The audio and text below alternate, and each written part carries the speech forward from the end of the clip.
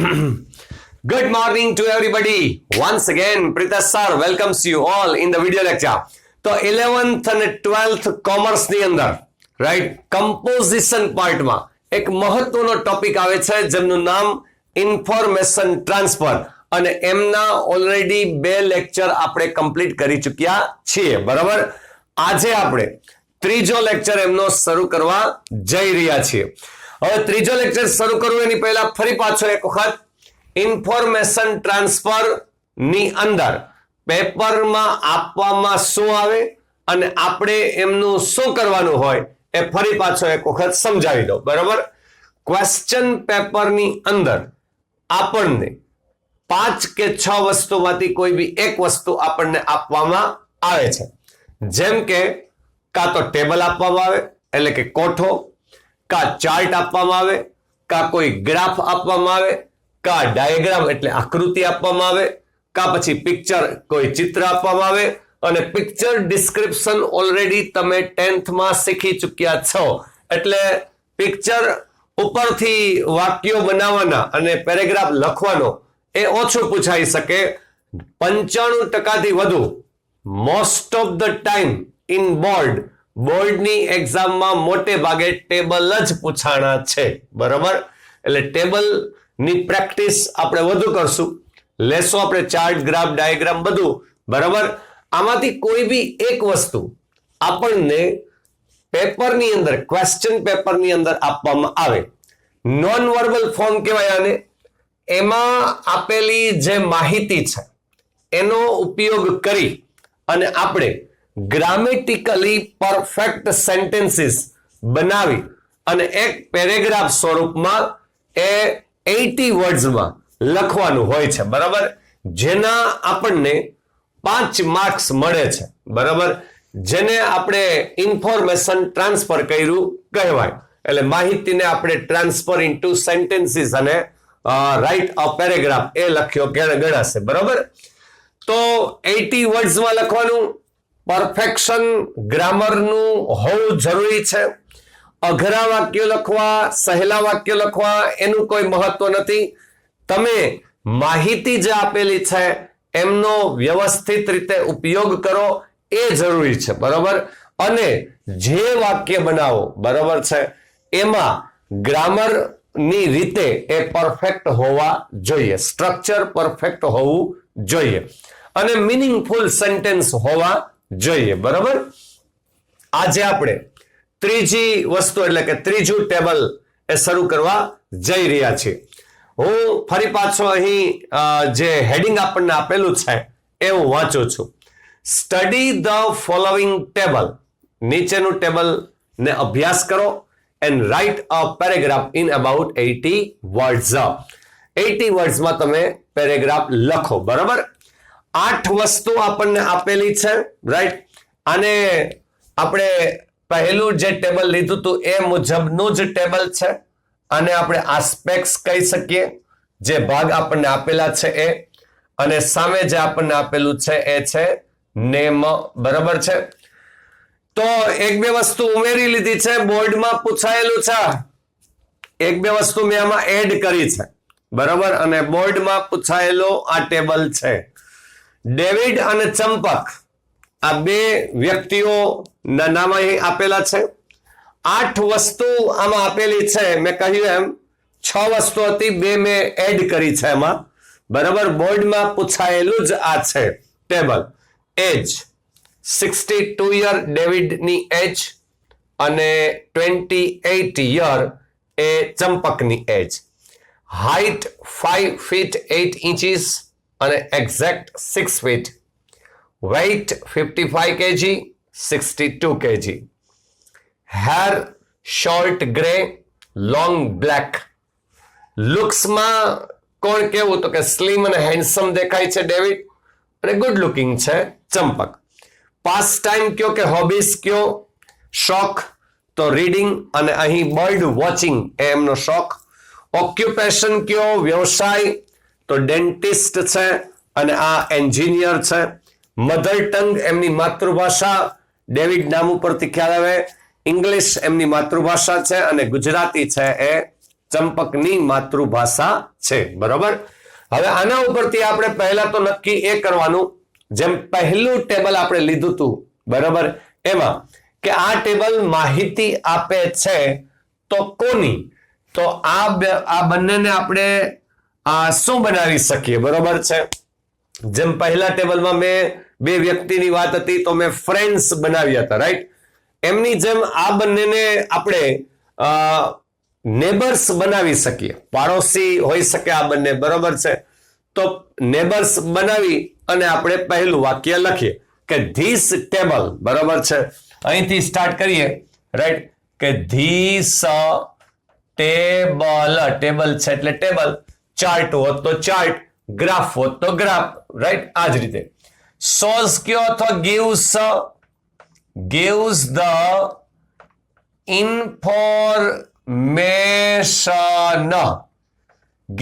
information about to neighbors, બરાબર છે.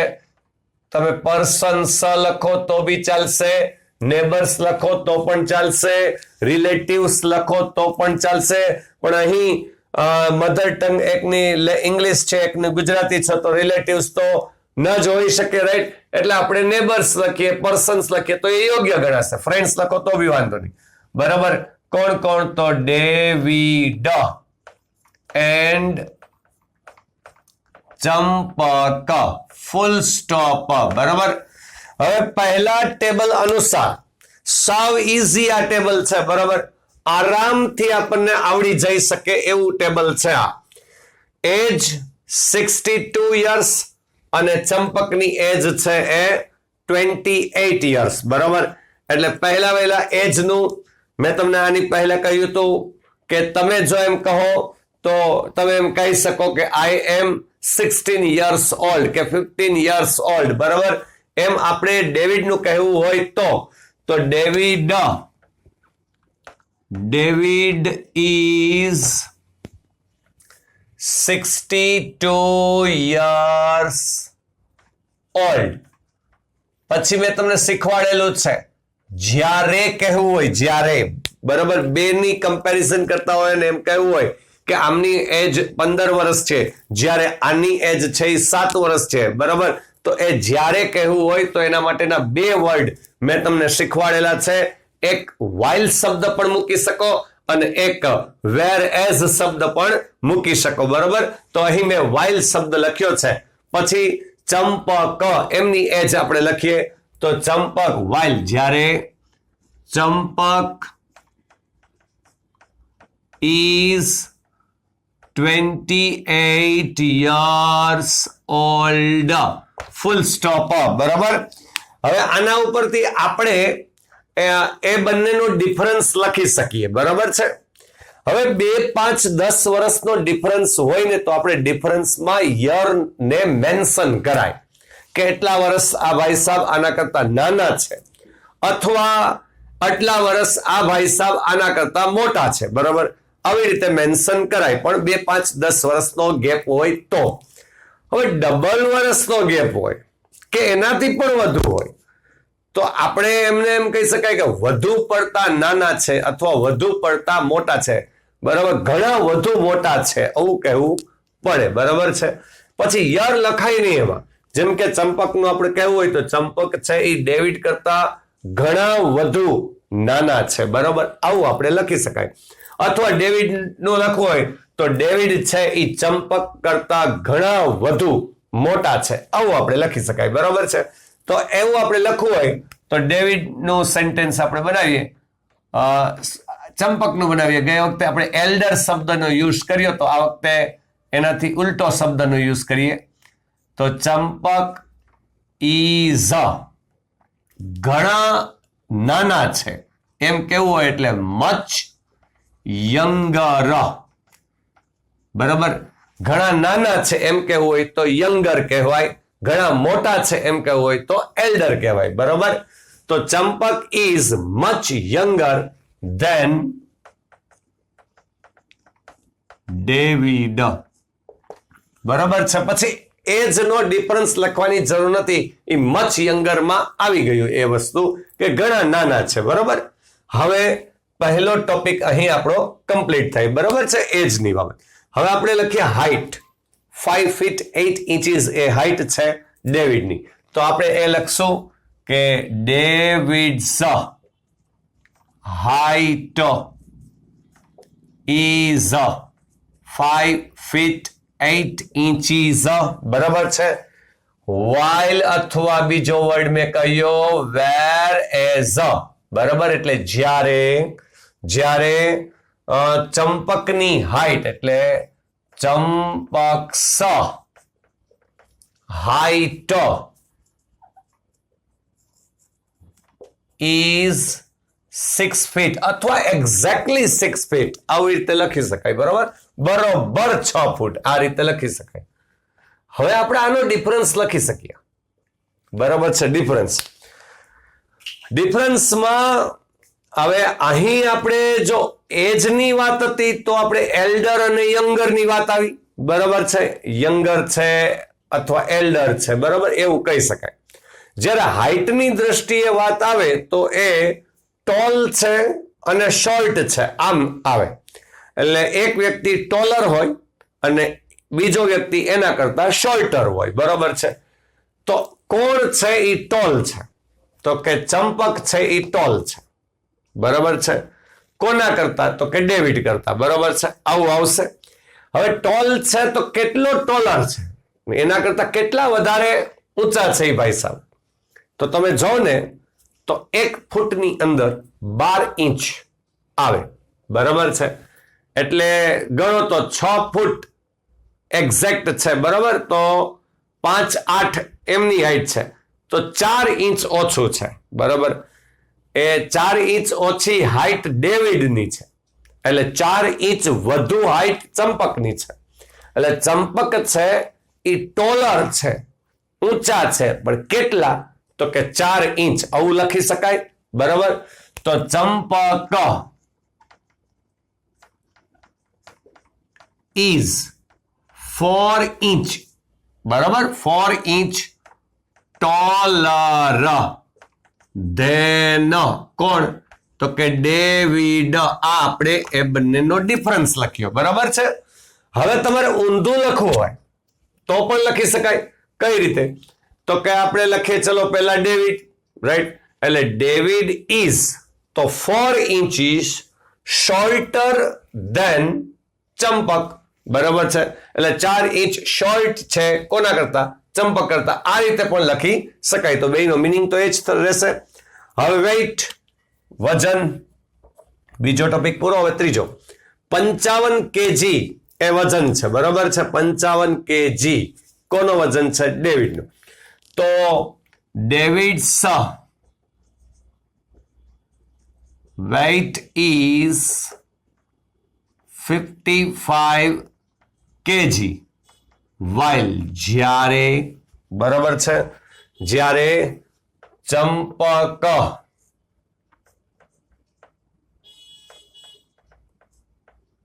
ચંપક's weight is 62 kg. Full stop. હવે આ પણ ડિફરન્સ લખી શકાય કે કેટલા વધારે વજનમાં છે અને કોણ છે. તો 7 kg છે વેઇટ વધુ કોનો? ચંપકનો. બરાબર, અને 7 kg ઓછો વેઇટ છે કોનો? ડેવિડનો. જે લખવું હોય તો ચંપક's weight is,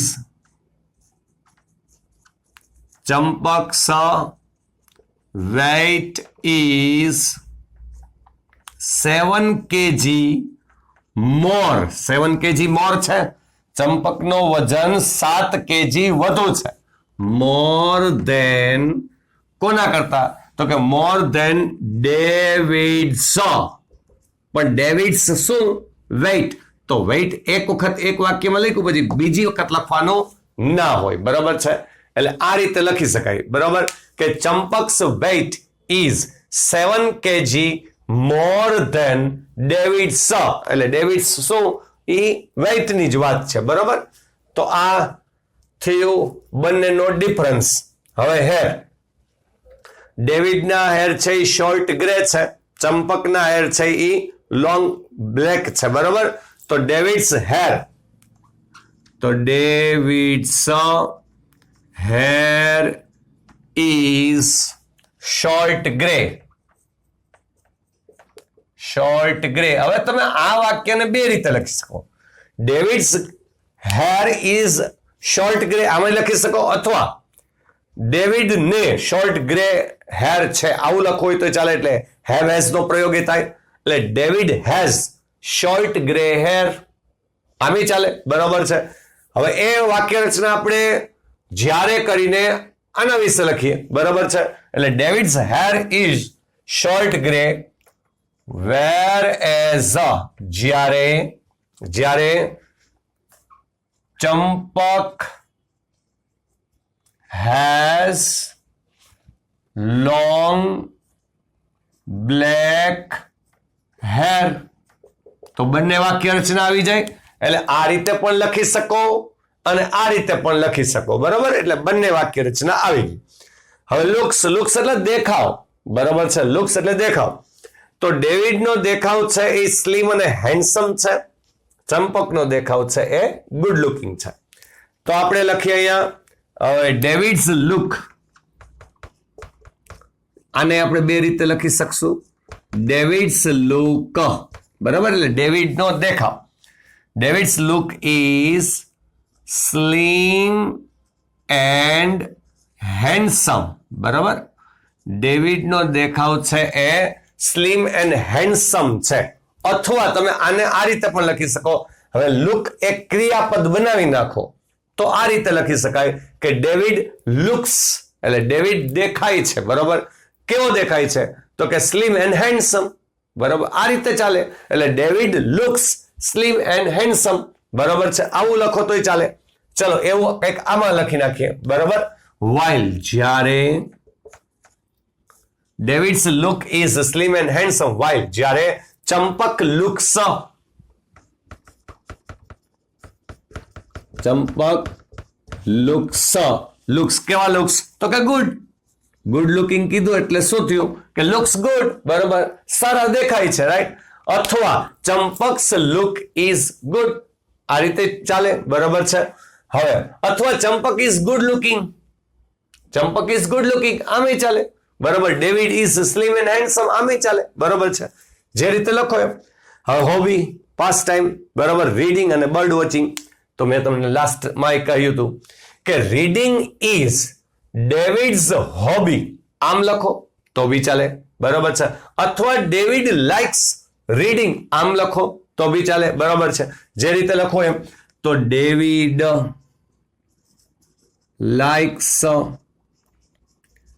reading wear as જ્યારે બર્ડ વોચિંગ છે તો whereas Champak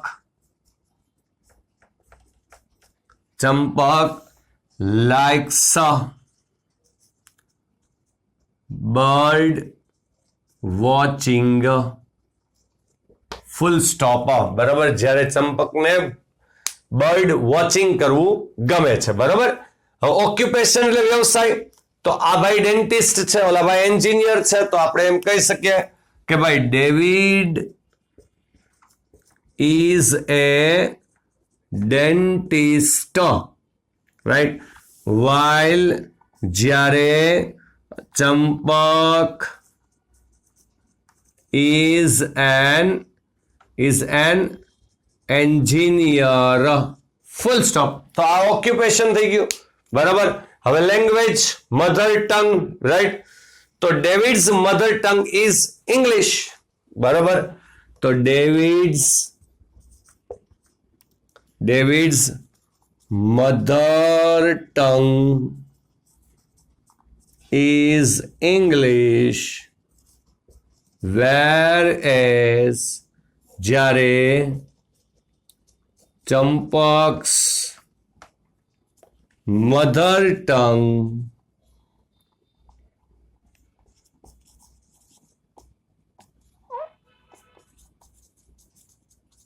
is Gujarati, full stop. Right. તો ફરી પાછો આપણે જબરજસ્ત રીતે ત્રીજું ટેબલ વ્યવસ્થિત અંદાજે કમ્પ્લીટ કર્યું. બરાબર છે. પહેલા ટેક અ સ્ક્રીનશોટ લઈ લો એટલે વ્યવસ્થિત તમે લખી શકો. રાઈટ. હા, તો અહીં આપણું આ ત્રીજું ટેબલ અહીં ખતમ થાય છે. બરાબર. આ ઇન્ફોર્મેશન ટ્રાન્સફર. રાઈટ. હજુ કોઈ એક નવો વિચાર તમને પ્રગટ થાય કે ભાઈ આને આ રીતે લખી શકાય, તે રીતે પણ લખી શકાય, તો તમે તારે મને સેન્ડ કરો કે સર આ રીતે લખી શકાય કે નહીં, તે રીતે લખી શકાય કે નહીં. રાઈટ. તો એ હું તમને કહીશ. બરાબર છે. હું જ લખું એ જ એક વસ્તુ સાચી એવું નહીં. બરાબર છે. બીજી ત્રીજી રીતે પણ લખી શકાતું હોય સેન્ટેન્સ. બરાબર છે. એ માહિતીને પ્રસ્તુત કરી શકાતી હોય. રાઈટ. એટલે એવું જરૂરી નથી કે હું જ લખું એ જ બધું. રાઈટ. ઓકે, અહીં સુધી રાખીએ. આ ત્રીજું ટેબલ આપણું ઇન્ફોર્મેશન ટ્રાન્સફરનું કમ્પ્લીટ થાય. 5 માર્ક મળે છે. આના 5 માર્ક મળે છે બોર્ડના એક્ઝામની અંદર. બરાબર. એટલે જરાય એમ ના માનતા કે 11th સ્ટાન્ડર્ડનું છે. રાઈટ. આ 11th પ્લસ 12th નું જ છે. બરાબર. એમ જ માનજો. Okay, have a nice day. Good bye. આવજો. ટાટા.